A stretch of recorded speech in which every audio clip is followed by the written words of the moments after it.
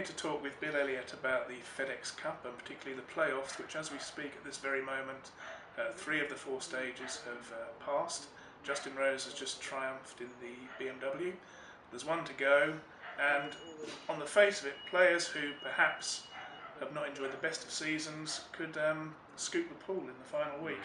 Does that seem fair to you, Bill, or is that makes a bit of a lottery of the 40 or 50 week season, that it all comes down to 4 crucial weeks? Well, in the sense that life's not fair. It's fair. I find it very difficult to tell. I understand why the FedEx Cup exists, because Tim Fincham, who's paid a lot of money, I think $5 million a year or thereabouts, to run the US tour, the TV people came to him and said, once the PGA Championship's over, and it's not a Ryder Cup year or whatever, there's, basically the television audiences go to sleep and they all switch on to the NFL and other things that are going on in the States. So they had to come up with something. So they come up with the FedEx Cup. Now, what's the FedEx Cup about? It's about making people who are already rich even richer. And I think personally there's something, even in these hyperventilated times, for me there is something.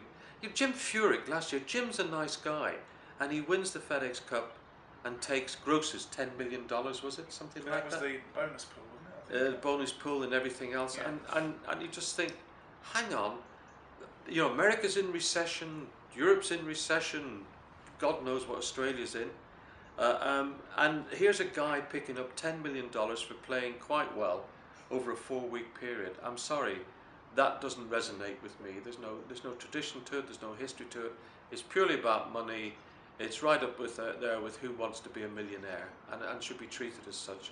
To me, it's not a sporting contest, it's a race to the bank. Yeah, I mean, in fact, if you look at the PGA Tour's website, you actually have to look quite hard now to find the actual proper money list, the proper season-long money list, because everything is FedEx rankings. I was speaking to Graham McDowell last week, and he was saying that the whole thing actually fits in quite well with the American culture, because they're used to this concept of playoffs, whereas over here in Europe, until it came into the Premier League a few years ago, it's not the kind of thing we've grown up with. We've grown up with this kind of, you have a good season over the whole season and you get your rewards at the end of it. Nowadays, it seems to have changed a bit, and guys like Justin Rose, great, he could now go on to win it, but has he had a particularly good season overall? Not really, I don't think. No, he hasn't, and you're right, he may not go on to win it. Jeff Ogilvy, I think, also is another example.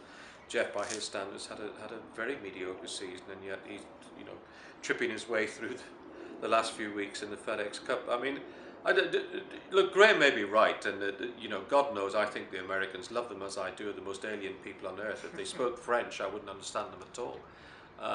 But so they may buy into it. Although I do know that quite a few of my American journalistic colleagues are writing, even as we speak, and certainly last week, were writing critical columns. I mean, I suppose if you're a company like FedEx, you're all about delivery. Yes. And so you'd say, is the FedEx Cup delivering? I don't think it is. No. Not really. There's a natural kind of celebrity interest in who's going to pick up zillions of dollars, but that's a bit like saying who won the Euro lottery. Or is it sporting? Not for me. So we're now in a scenario where effectively the US season finishes before the end of September, which in some ways would have been great. 20 years ago that would have been a kind of, but nowadays we then have another 8 or 10 weeks of, without being too harsh, kind of also around events where people are picking wheelbarrow up time.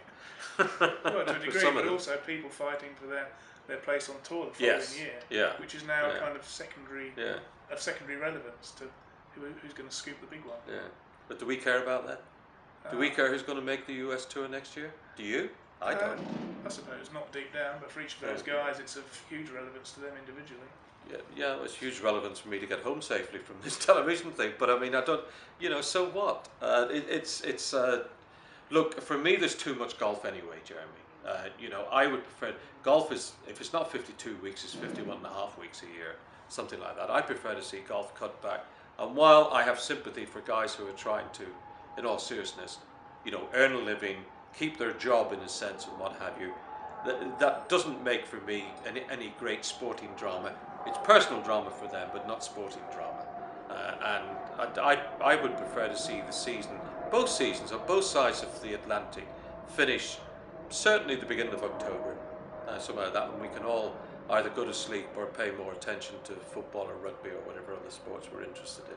I don't think football needs any more attention, really, Bill. But let's just bring it slightly closer to home for a minute. And several Europeans have not written off the European tour, but they've made the US more of their base. Yeah. Players like McDowell, Poulter, Garcia, Donald, Rose.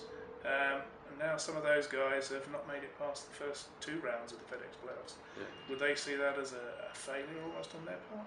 I would think so. Yeah. I mean, given that they've gone to America for one reason only, and that's to make more money, because you can make more money there than you can in Europe, although you can still make a lot of money in Europe.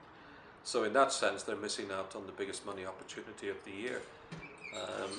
Well, certainly in terms of prize money it is.